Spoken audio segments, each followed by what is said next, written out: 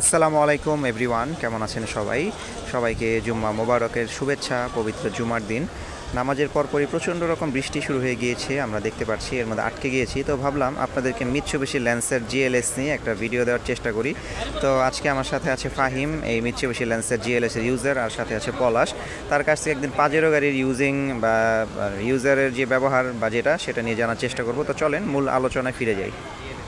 তো Mitsubishi Lancer GLS এর আসলে একটু রিভিউ সম্পর্কে বা একটু আপডেট জানার চেষ্টা করি, যেহেতু ফাইমকে আপনারা দেখেছেন, তার সাথে কথা বলেছি। আচ্ছা ফাইম, মিৎসুবিশি ল্যান্সারটার সম্পর্কে আমাদেরকে একটু জানাও, যেটা পার্টস পার্টিগুলোর অবস্থা কেমন, কি কাস্টমারদের জন্য কেমন হবে না হবে। আসলে আমার আব্বুর একটা মিৎসুবিশি ল্যান্সার ছিল, 6 মাস 1 বছরের মতো ইউজ করা হয়েছে। তো আমার অভিজ্ঞতা থেকে যতটুকু দেখছি, ল্যান্সার গাড়িটা আসলে উবার পাঠানোর ক্ষেত্রে ইউজ করার জন্য অনেক ব্যয়বহুল হবে, কারণ এটার পার্টসপাতি অনেক এক্সপেন্সিভ, দাম অনেক বেশি।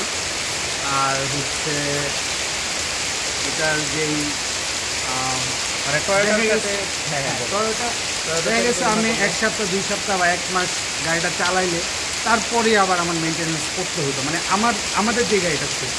তো ওই অভিজ্ঞতা থেকে বলা যে মানে এটার মেনটেন্যান্স যে কস্ট, আচ্ছা, এটা অনেক হাই। মেনটেন্স কস্টটা একটু হাই, মানে তুলনা যদি করে যে হোন্ডা বা টয়োটা এই যে তুলনায় কি মানে মোটামুটি কিছু হাই?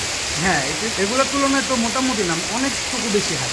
আর পার্টস পাতি কীরকম পাওয়া টাওয়া যাইতো মোটামুটি? কোনো পার্টস পাইতে গিয়ে কি সমস্যা হইতো কিনা? হ্যাঁ, সমস্যা হইতো।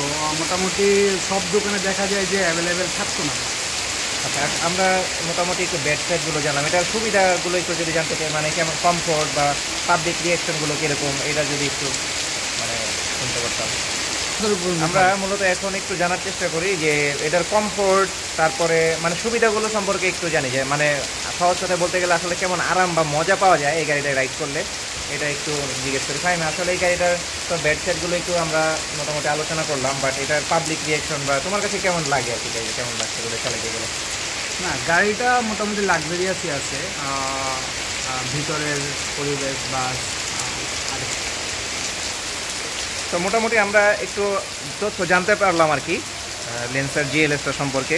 তো এরপরও আমি চেষ্টা করব যে সরেজমিনে, যখন আমার যে একজন বড় ভাই আছেন ল্যান্সার জিএলএস ব্যবহার করে থাকেন, সম্ভবত 2005-এর মডেলের, তো সেই গাড়িটার উনি যদি গ্যারেজে সার্ভিস করতে নিয়ে আসে, তাহলে এটা আপনাদেরকে একটু জানানোর চেষ্টা করবো, ইন্টেরিয়র দেখানোর চেষ্টা করবো, কেমন সার্ভিস তিনি পাচ্ছেন অন্য কিনে জানাবো। এখন যার সাথে কথা বলেছি তারাও দীর্ঘদিন এই গাড়িটা ব্যবহার করেছে, তবে এই মুহূর্তে তাদের হাতে অ্যাকচুয়ালি গাড়িটা না থাকে আমি আপনাদেরকে দেখাতে পারছি না।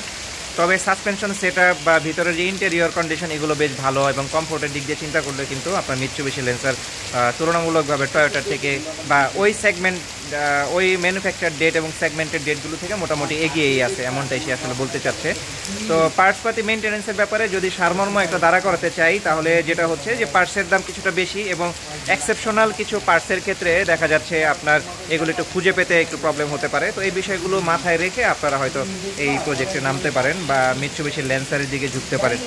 প্লাস এই গাড়িগুলো পার্টসগুলো আসলে কেমন দাম হয়, এটা নিয়ে আমি চেষ্টা করব আপনাদেরকে দু এক দিনের মধ্যে দোকানে বা শোরুমে গিয়ে একটা আপডেট জানানোর, যেহেতু এখন পর্যন্ত মোটামুটি সময় পাচ্ছি না, ড্রাইভিং স্টুডেন্ট নিয়ে ব্যস্ত। আমার দেখা যাচ্ছে গাড়িটা যেহেতু সেল করে দিব, তো সেই পারপাজে মোটামুটি একটু ব্যস্ততা যাচ্ছে। এখনও যেহেতু পাবলিকলি সেভাবে অ্যাড করিনি বা অ্যাড দেয়নি গাড়িটা সেল পোস্টের, তো হয়তো বা ইউটিউব চ্যানেলের মাধ্যমে আপনাদেরকে জানানোর চেষ্টা করতে পারি। তো আপনাদের পরিচিত কেউ যদি চায়, তো গাড়িটা আমি যে গাড়িটা ব্যবহার করি সেটা নিতে পারে। তো চেষ্টা করব, সেটা অন্য টপিক, সেটা সময় হলে আপনারা জানতে পারবেন আশা করছি। তো এখন যে বিষয়টা হচ্ছে যে ল্যান্সার, নিশান, এগুলোর পার্টস নিয়ে, স্পেশালি এই দুই গাড়ির পার্টস নিয়ে আপনাদেরকে আমি রিভিউ দেওয়ার চেষ্টা করব। ইনশাআল্লাহ সর্বোচ্চ চেষ্টা করব 2 দিনের মধ্যে আপনাদেরকে একটা আপডেট জানানোর।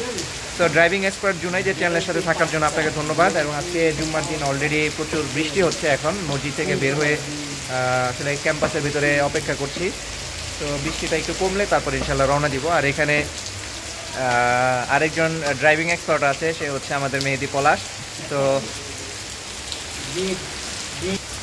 তো মেহেদি পলাশও গাড়িতে বেশ ভালো স্কিল্ড এবং বাইক রাইডার হিসেবে মার্শাল্লাহ খুব বেশ ভালো চালায়। ওর কাছ থেকে আমরা পাজেরো, তোমাদের গাড়ির মডেলটা জানি কি ছিল? পাজেরো না, পাজেরো, টয়োটা পাজেরো, এই গাড়িটা ছিল ম্যানুয়াল ট্রান্সমিশন। তো এটার একটা আপডেট জানার চেষ্টা করব, যদি এই গাড়িগুলো তো ব্যবহার হয় না, উবারে করে না কেউ সচরাচর, তবে গাড়িগুলো কেমন ড্রাইভ করে এই জাতীয় বিষয়গুলো বা সার্ভিস কেমন দেয় যারা ব্যবহার করছে এগুলো নিয়ে একটু জানানোর চেষ্টা করব। আর আজকে মোটামুটি একটা ক্যাজুয়াল ভিডিও, আপনাদের কাছে একটা ফানি লাগতে পারে, আমরা একটু ফান হিসেবেই আজকে মোটামুটি করলাম। তো এখানে এটা শেষ করছি, তো সবাইকে ধন্যবাদ জানিয়ে ভালো থাকবেন। আসসালামু আলাইকুম ওয়া রাহমাতুল্লাহ।